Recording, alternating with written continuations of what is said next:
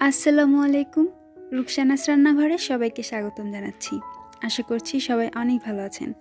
আজকে আপনাদের সাথে শেয়ার করছি পায়েস। সবসময় তো আমরা পোলার চাল দিয়ে পায়েস তৈরি করে থাকি। আজকে কাউনের চাল দিয়ে পায়েস তৈরি করে দেখাবো। এই পায়েসটা খেতে দুর্দান্ত লাগে এবং খুব অল্প সময়ের মধ্যে এই মজাদার পায়েসটা তৈরি করে নেওয়া যায়।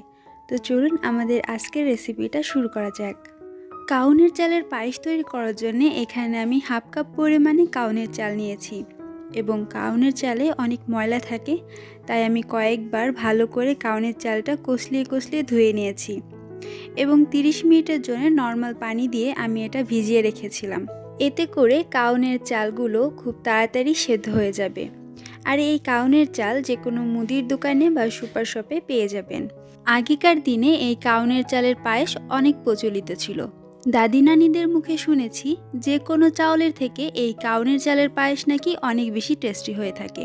আর হ্যাঁ, এটাই সত্যি যে কাউনের চালের পায়েস অনেক মজা হয়ে থাকে। পায়েসটা রান্না করার জন্য এখানে আমি 1 কেজি গরুর দুধ একটু জাল করে নিয়েছি। দুধটা জাল করে যত ঘন করে নেবেন পায়েসটা খেতেও কিন্তু তত বেশি ভালো লাগবে। দুধটা ভালো করে জাল করে নেওয়ার পর এখানে আমি দিয়ে দিচ্ছি এলাচ। এখানে আমি 4টা এলাচ নিয়েছি এবং এলাচের মুখগুলো একটু চিড়ে দিয়েছি যাতে ভালো করে ফ্লেভারটা অ্যাড হয়। এলাচটা দেওয়াতে পায়েসের মধ্যে খুব সুন্দর একটা ফ্লেভার অ্যাড হবে।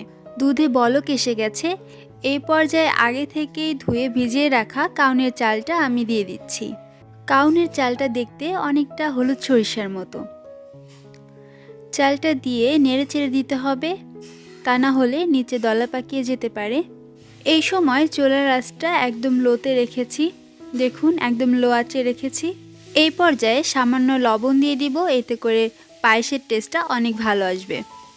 যতক্ষণ না পর্যন্ত চালটা ভালো মতো সেদ্ধ হচ্ছে ততক্ষণ পর্যন্ত রান্না করে নিব। দেখুন, চালগুলো খুব সুন্দরভাবে সেদ্ধ হয়ে গেছে। যদি বুঝতে না পারেন সেদ্ধ হয়েছে কিনা তাহলে এইভাবে হাত দিয়ে চেক করে নিতে পারেন।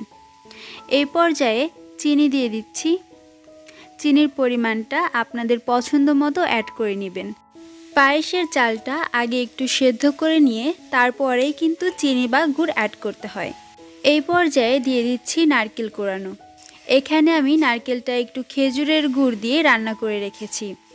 আর কিছু নারকেল একটু আস্তে আস্তে রেখেছি, কারণ আমাদের বাসায় সবাই এইভাবে খেতেই পছন্দ করে। তবে আপনারা শুধু কোড়ানো নারকেল দিয়েও এটা রান্না করে নিতে পারেন। তবে এই পায়েসের মধ্যে একটু খেজুরের গুড় দেওয়ার চেষ্টা করবেন, তাহলে পায়েসের টেস্টটা কিন্তু অনেক বেশি ভালো আসবে। এখন সব কিছু নেড়েচেড়ে ভালোভাবে মিশিয়ে দিচ্ছি। পায়েসটা রান্না করার পর যখন একটু ঘন হয়ে আসবে সেই পর্যায়ে এর মধ্যে গুঁড়া দুধ দিয়ে দিতে হবে। আমি বেশ অনেকটাই গুঁড়া দুধ অ্যাড করে দিচ্ছি। তবে আপনাদের হাতের কাছে যদি গুঁড়া দুধটা না থাকে তাহলে বাদ দিতে পারেন, কিন্তু এই গুঁড়া দুধটা দেওয়াতেই পায়েসের টেস্টটা কিন্তু আরও বেশি বেড়ে যাবে। আমি সব কিছু এখন ভালোভাবে নেড়েচেড়ে একটু মিশিয়ে নিব। আর চুলার আঁচটা কিন্তু লোতে রেখেই রান্নাটা করে নিতে হবে। দেখুন, আমার পায়েসটা রান্না করা হয়ে গেছে। এর থেকে বেশি আর জাল করব না, তাহলে অনেক বেশি ঘন হয়ে যাবে, কারণ এই পায়েসটা নামানোর পর আরও একটু ঘন হয়ে যাবে।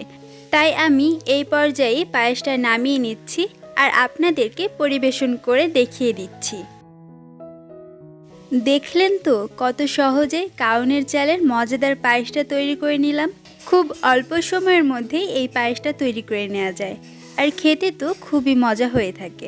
আপনারাও একবার বাসায় এই কাউনের পায়েসটা রান্না করে দেখবেন। আশা করছি সবার কাছেই খুব ভালো লাগবে। আর এই পায়েসটা গরমের থেকে ঠান্ডা হলে খেতে বেশি ভালো লাগে। আমার আজকের রেসিপিটা আপনাদের কাছে কেমন লাগলো অবশ্যই কমেন্ট করে জানাবেন এবং ভিডিওটি ভালো লাগলে একটি লাইক করে দিবেন। আর আমার চ্যানেলে নতুন হয়ে থাকলে আমার চ্যানেলটি সাবস্ক্রাইব করে আমার পাশে থাকবেন এবং পাশে থাকা বেল আইকনটি প্রেস করতে একদম ভুলবেন না।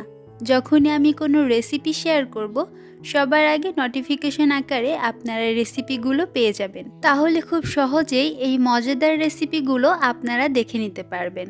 সম্ভব হলে ভিডিওটি ফ্রেন্ড এবং ফ্যামিলি মেম্বারদের সাথে শেয়ার করতে পারেন। আজকের মতো বিদায় জানাচ্ছি। দেখা হচ্ছে নতুন কোনো রেসিপির সাথে। সবাই ভালো থাকবেন। আল্লাহ হাফেজ।